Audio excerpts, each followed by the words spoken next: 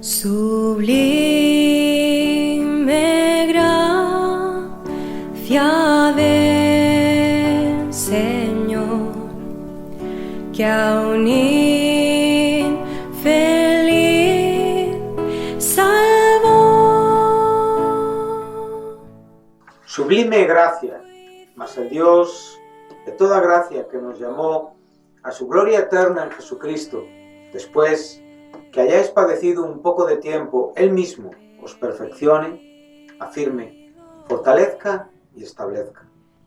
A Él sea la gloria y el imperio por los siglos de los siglos. Amén. Gracia me enseñó a temer. Sublime Gracia es un programa que presenta breves reflexiones fundamentadas en la palabra de Dios. Es un deseo y necesidad de mi propio corazón de conocer más profundamente a este nuestro Dios de toda gracia que nos llamó a su gloria eterna en Jesucristo. Todas las semanas, en Luz a las Naciones, canal cristiano de comunicación, puedes seguir este programa y recorrer juntos el largo pero certero sendero de la palabra de Dios. Dios me salvó y mis cadenas ya Él rompió. Sublime gracia, porque de su plenitud tomamos todos y gracia sobre gracia. Perdón, sublime gracia, inmenso amor.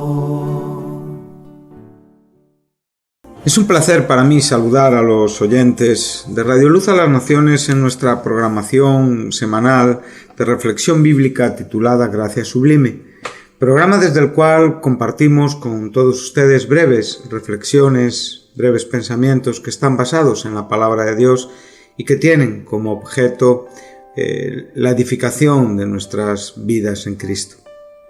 A lo largo del último tiempo de nuestro programa estamos haciendo pequeños estudios acerca del Espíritu Santo en la Biblia. Hemos podido estudiar la personalidad del Espíritu Santo, que es un asunto de suma importancia, la comprensión de esta verdad, que el Espíritu Santo es una persona y que realmente es la tercera persona de la trina deidad de Dios, la tercera persona de la divinidad de Dios. Hemos visto que la gran revelación en el Antiguo Testamento es Dios, ¿verdad? Y la gran revelación en el Nuevo Testamento es el Dios Trino, el Padre, el Hijo y el Espíritu Santo. No quiere decir que sea algo novedoso, es novedoso en el sentido de, como digo, de revelación, ya que la Biblia, yo entiendo que lleva una acción progresiva en cuanto a toda la revelación e información que Dios nos va dando de su persona y de sus propósitos. Por lo tanto, el Espíritu Santo existe con Dios en el principio. Es Dios en todos los sentidos de la palabra, en todo lo que el término significa. Tiene todas las virtudes, tiene todos los atributos. No le falta absolutamente nada, ya que es perfectamente Dios.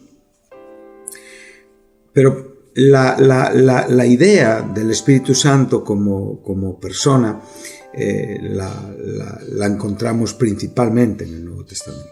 Entonces hemos podido ver esta realidad e iremos viendo otros asuntos, otras bendiciones, características del Espíritu Santo para tener, como digo, una comprensión completa de quién Él es desde el punto de vista bíblico. Hemos terminado con el estudio de la personalidad del Espíritu Santo y ahora estamos viendo el Espíritu Santo en el Antiguo Testamento. Como digo, estamos durante el escueto tiempo que nos ocupa cada programa, pues haciendo en cierta manera resúmenes, pero que sean concluyentes y a la vez que contengan, como digo, enseñanza clara acerca de lo que queremos presentar. En el último programa, que es donde iniciamos el Espíritu Santo en el Antiguo Testamento, estuvimos en el primer capítulo de la Biblia y pudimos gozarnos y pudimos concluir y concretar que ya en el segundo versículo de la Biblia se nos está hablando de la persona del Espíritu Santo, de la tercera persona de la trinadeidad de Dios. A la vez también hemos podido ver que la palabra en el paso de la propia Escritura se nos va a presentar como el Verbo, y ese Verbo sabemos perfectamente que es evidentemente Jesucristo, y por lo tanto hay una estrecha, como digo, relación entre la palabra, entre el Verbo y el Espíritu Santo.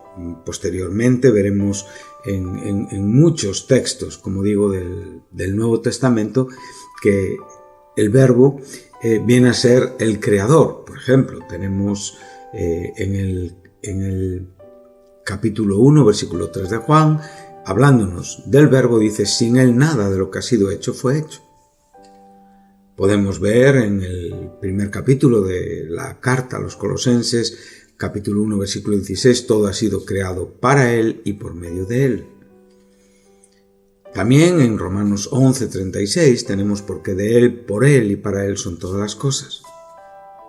También en la epístola a los Hebreos nos encontramos que el universo fue preparado por la palabra de Dios, de modo que lo que se ve no fue hecho de cosas visibles. Estamos ahora mismo traduciendo en la versión de las Américas. Por lo tanto, aquí vemos que la palabra toma un lugar en el Nuevo Testamento en la amplitud en cuanto a la propia información y revelación del Verbo, y sabemos que ese Verbo es Cristo. Es curioso también relacionar esa obra en la cual se nos enseña por el propio Jesús que es necesario nacer de la palabra y nacer del Espíritu. Entonces lo que podemos ver es que aquí ya en el principio vemos la actuación del Espíritu Santo. Una tierra que estaba caótica, que estaba vacía, una tierra que estaba necesitada de esa operación de llenura, de esas separaciones. Hay 3 separaciones en este primer capítulo y 5 llenados en torno a toda la acción creativa de Dios. Usando esos verbos, el principal es bara, que es un verbo que lo atribuimos siempre a la acción de Dios, no siempre partiendo de la nada, pero aquí en estos casos estamos creando de la nada, pero siempre podemos verle en una acción que es, como digo, Dios tiene la prerrogativa de atribuirse el significado de ese verbo. Asá, allá también son verbos que vamos a encontrar en estos primeros capítulos, pero principalmente ese verbo bara es el que nos da el sentido creador de Dios en una manera clara. Entonces hemos podido ver que este Espíritu Santo se movía, ¿no? Y hemos podido verlo también en Deuteronomio 32:11 como ese ave que está revoloteando, ¿verdad? Y que está en cierta manera excitando, ¿verdad? La propia vida de sus polluelos, y es también donde podemos verlo al Espíritu Santo con ese poder divino, con ese poder creador, con ese poder sustentador, y que realmente le vemos participando en una manera activa e inherente en todo el argumento creativo que se nos presenta en el primer capítulo de Génesis. Entonces hemos podido disfrutar del Verbo, hemos podido disfrutar del Espíritu Santo, pero bueno, concentramos, como digo, nuestros esfuerzos en el Espíritu Santo. Ahora me gustaría avanzar un poquitín más hacia adelante y iremos al capítulo 6, donde vamos de nuevo a encontrarnos al Espíritu Santo, pero ya estamos en un contexto un poquito diferente. Ya en el primer capítulo de Génesis le vemos como Dios, le vemos como creador, podemos ver sus obras, pero aquí le vamos a ver ya en una manera confrontadora, en una manera en la que Él no os está agradando y en una manera en la que no podemos separarlo de Jehová, de Elohim, de Yahweh. Dice así el versículo 1 del capítulo 6 de Génesis, dice: aconteció que cuando los hombres comenzaron a multiplicarse sobre la faz de la tierra y les nacieron hijos, los hijos de Dios vieron que las hijas de los hombres eran hermosas y tomaron para sí mujeres de entre todas las que les gustaban. Entonces el Señor dijo: no contenderá mi espíritu para siempre con el hombre, porque ciertamente él es carne. Serán pues sus días 120 años. Y había gigantes en la tierra en aquellos días, y también después, cuando los hijos de Dios se unieron a las hijas de los hombres y ellas les dieron a luz hijos. Estos son los héroes de la antigüedad, hombres de renombre, como dice la Reina Valera, varones de renombre. Bueno, aquí estamos ante un párrafo, ante un contexto de extrema dificultad exegética, interpretativa. Sabemos que es un contexto que divide a comentaristas y a intérpretes de la Biblia a lo largo de la historia. Bueno, como digo, hay quienes defienden o quienes piensan que aquí estamos hablando, ¿no?, del matrimonio mixto, ¿sí?, entre lo que es el linaje sagrado de Set, con las hijas, evidentemente, de familias que no eran santas. Sabemos que ya en los primeros compases de la Biblia, ya cuando se nos va introduciendo a la gran confrontación entre los hijos de Adán y Eva, Caín y Abel, después ya se nos va presentando la descendencia de Caín, evidentemente también la descendencia de Adán. Vemos dos líneas muy diferentes.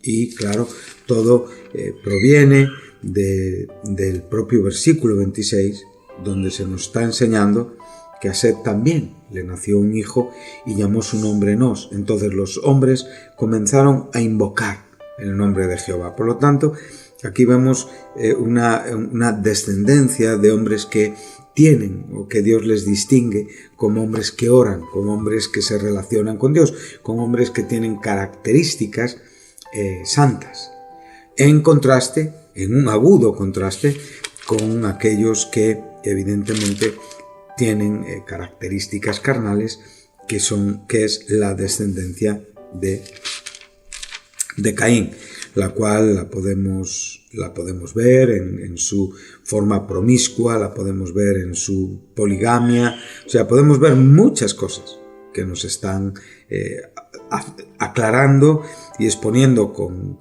absoluta claridad una descendencia pecaminosa, ¿sí?, y una descendencia santa.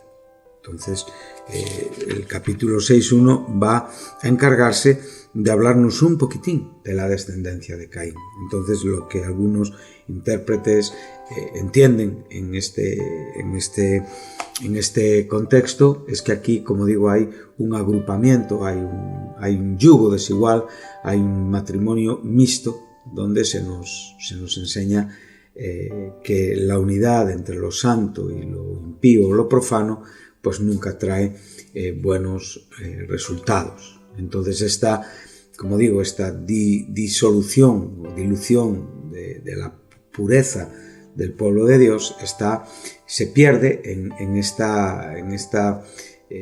ayuntar estas naturalezas tan distintas. Bueno, hay muchos pasajes que nos hablan. El capítulo 19 de Levítico nos expresa muy claramente el código de santidad de Dios, o sea, la idea de la santidad y la propia exigencia, amparándose en su propia representación. Sed santos en todo como yo soy santo. Eso también Pedro lo expresa en su primera epístola, en el capítulo 1, ¿verdad? Entonces, como digo, nos habla de que en esa autoridad Dios excluye todo lo que tiene que ver con ayuntarnos, emparentarnos, unirnos con todo lo que no comparte los principios fundamentales de la fe, de la santidad. Entonces, bueno, eso también lo podemos ver, como después del regreso de Babilonia tras el exilio son Esdras y Nehemías los que condenan estos hechos en el propio pueblo de Dios. Son muchos textos que tenemos los que nos van a hablar y nos van a enseñar de que no puede haber absolutamente nada bueno en la unidad entre el pueblo de Dios y las naciones paganas. También es el propio Pablo a los Corintios que en el Nuevo Testamento les enseña lo mismo, que no se unan en yugo desigual con los incrédulos. Bueno, esto podría ser un primer argumento, como digo, interpretativo, pero también hay otro tipo de interpretación. Hay comentaristas que, como digo, rechazan este punto de vista porque en todo, siempre en el Antiguo Testamento,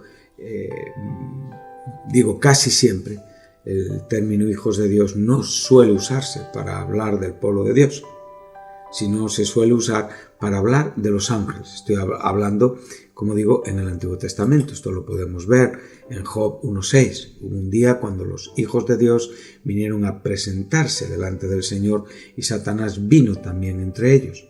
El Salmo 29:1 dice: tributad al Señor, oh hijos de los poderosos, tributad al Señor gloria y poder. Bueno, en estos versículos estamos hablando de ángeles.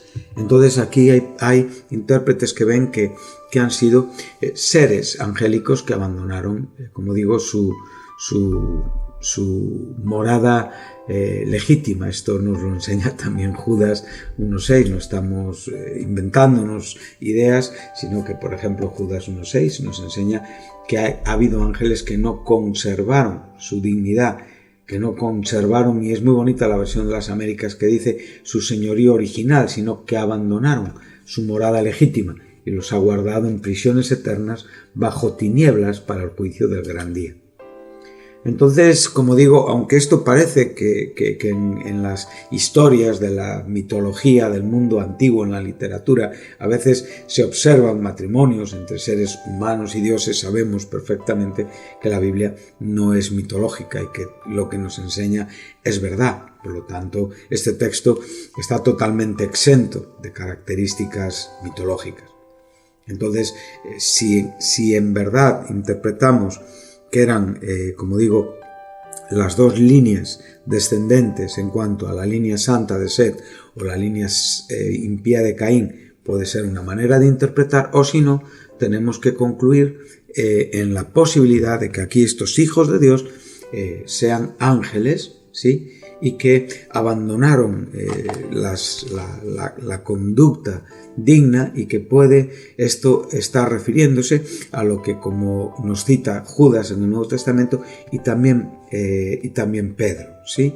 Entonces, lo que estamos viendo es que ellos vieron que las mujeres eran hermosas.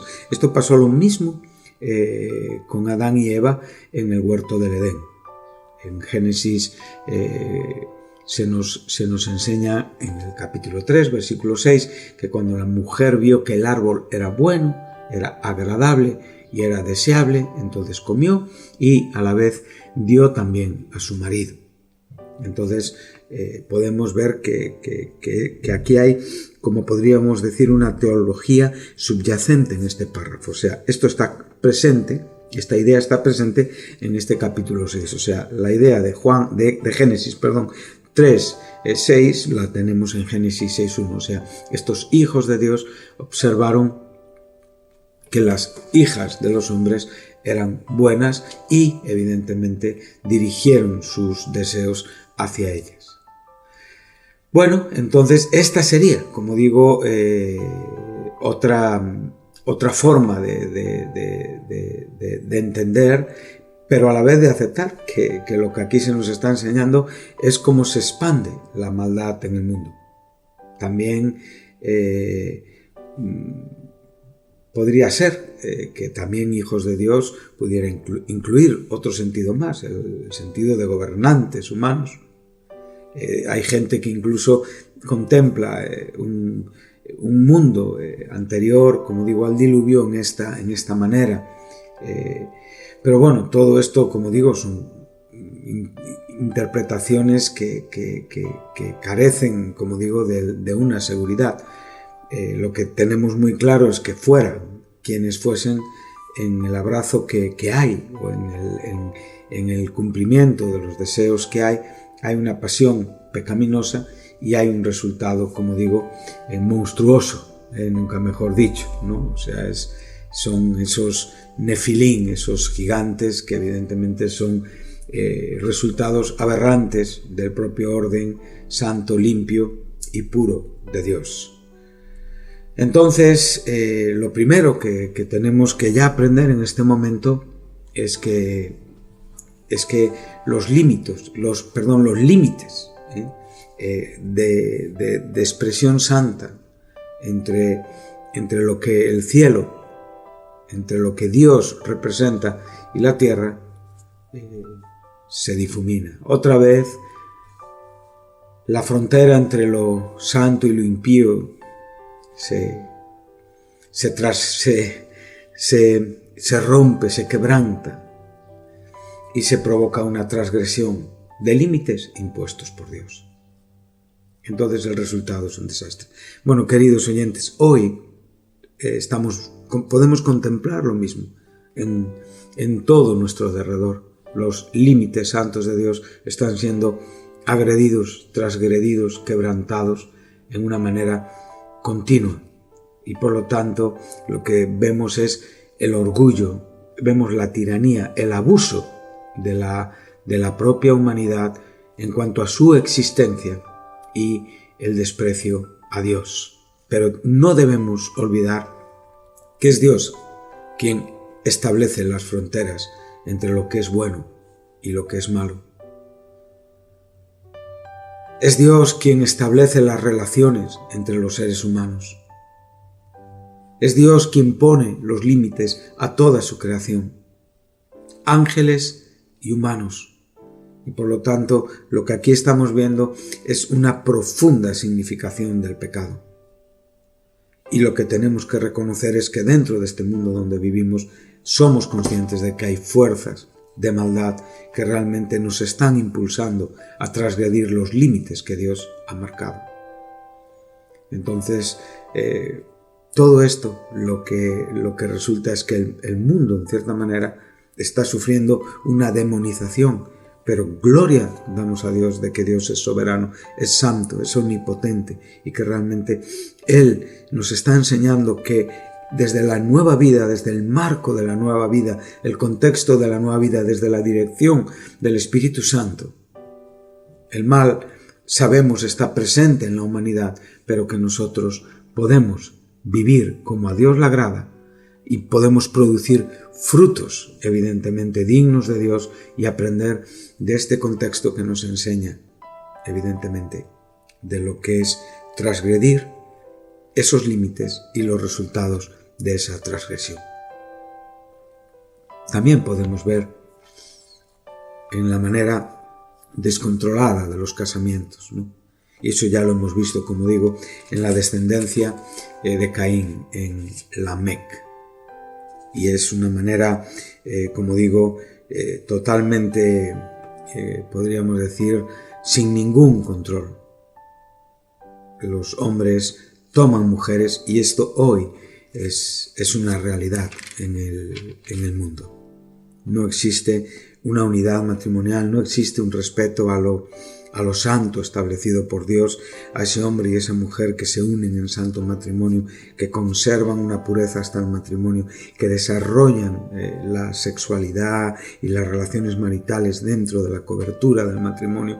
Y lo que podemos ver, pues, es un desprecio total y absoluto a la familia, y todavía a quienes defendamos estos principios vamos a ser objeto del desprecio de este mundo por nuestra fe. Por lo tanto, lo que estamos viendo es una conducta absolutamente descontrolada que la podemos seguir viendo en este mundo donde vivimos por causa del pecado.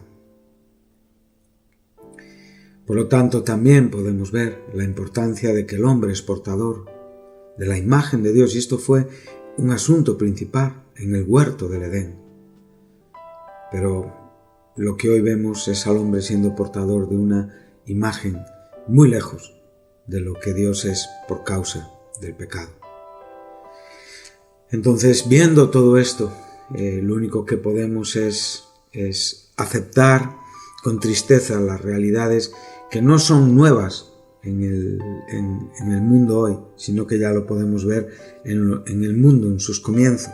Independientemente de lo que aquí interpretemos, sean dos líneas humanas, sean ángeles con hombres, de una manera, como digo, única, o realmente sean poderosos de este tiempo, como fuere el espíritu, la acción, lo que subyace es pecaminoso y lo que resulta es pecaminoso también. Pero ahí es donde vamos, al versículo 3. Entonces Dios pone ya el límite, Dios interviene. No pensemos que aquí vamos a poder actuar impunemente. Dios va a intervenir como intervino en este momento. Y aquí Él va a intervenir a través de su Espíritu Santo. Entonces habla de un juicio. Podemos ver que el hombre fue juzgado en el Edén. El pecado fue juzgado en el Edén en una manera profética ya en Génesis 3:15, hablándonos de la obra de Cristo. Satanás fue juzgado también. Nadie va a quedar impune. Y por lo tanto, Dios interviene y dice, no contenderá mi espíritu. Y aquí hay un claro contraste entre Dios y la carne humana. La carne siempre la tenemos que ver desde una perspectiva de mortalidad.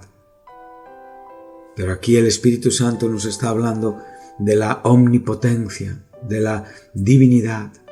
Me gusta mucho lo que dice Isaías 31:3. Dice, por los egipcios son hombres y no Dios, y sus caballos son carne y no espíritu. Por lo tanto, esta maravillosa diferencia que Dios está haciendo nos está mostrando ya su Espíritu Santo de una manera clara. Nos está enseñando, nos puede estar diciendo, porque mi espíritu no permanecerá resistiendo siempre la pecaminosidad del hombre. O sea, hay algo que es maravilloso en esta verdad. Dios siempre tiene una tendencia a dirigir al hombre hacia lo que es bueno. Pero hay un momento donde el hombre es abandonado por su propio impulso e insistencia en el pecado. Cuando Pablo nos habla en la segunda carta a los tesalonicenses, nos da también un texto difícil de comprender para los tiempos futuros, pero bueno, más cercanos que cuando Pablo escribió. Y él dice que ahora vosotros sabéis, capítulo 2, segunda epístola, lo que lo detiene, a fin de que a su debido tiempo se manifieste. O sea, habla de una presencia santa en este mundo, que está deteniendo evidentemente todo el proceder y avance de las intenciones y de los propósitos del hombre de pecado. La Iglesia hoy en el mundo es templo del Espíritu Santo y por lo tanto posiblemente estemos hablando del argumento más a considerar en este sentido, pero aquí podemos ver el Espíritu Santo en la misma acción, o sea, contendiendo, resistiendo, tratando de convencer. Cuando tú estás hablando, cuando tú ves el primer capítulo de la epístola a los romanos, dice, verso 24 del capítulo 1, dice que los hombres cambiaron la gloria de Dios incorruptible en semejanza y Dios los entregó a la inmundicia en la concupiscencia de sus corazones, y esto lo que resultó fue un cambio de la verdad de Dios por la mentira y un desastre en las conductas sexuales de los hombres que hasta hoy podemos ver. Por lo tanto, el Espíritu Santo aparece con absoluta claridad y lo que viene a decir claramente es que Él es carne, mas serán sus días 120 años. Bueno, aquí ya concluimos este tiempo. Estos 120 años no se corresponden con la vida que vivieron los primeros patriarcas, pero no podemos por ello únicamente pensar que está hablando de esos 120 años que predicó Noé. Es verdad que Noé predicó 120 años y esta palabra puede estar relacionada con este tiempo de predicación de justicia por parte de este hombre de fe. Siempre habrá un justo predicando la fe en el mundo hasta que Cristo regrese. Esto es garantía de la fidelidad de Dios. Pero lo que está claro es que también podemos ver que los hombres progresivamente fueron reduciendo su longevidad. Y ya en Abraham, en Jacob, y progresivamente vemos que sus años están en torno a estos tiempos. Entonces, para concluir este programa, lo que hemos visto en el anterior, es al Espíritu Santo claramente en el Antiguo Testamento, creando y aquí interviniendo y en cierta manera, en una manera contenciosa en cuanto a que Él está conteniendo el avance de la maldad, pero hay un momento donde ya Dios determina abandonar y no contender para siempre con el hombre, porque el hombre es carne, y le entrega a esa condición, sabiendo que siempre este es un acto misericordioso de Dios y con el propósito posiblemente de darnos esa idea de misericordia y de salvación que en Cristo siempre encontramos. Bueno, que Dios les bendiga y que Dios nos ayude a ver y agradecer su Espíritu Santo y a poder verle a través de la Escritura en una manera tan clara y tan preciosa. Muchas gracias y hasta el programa que viene.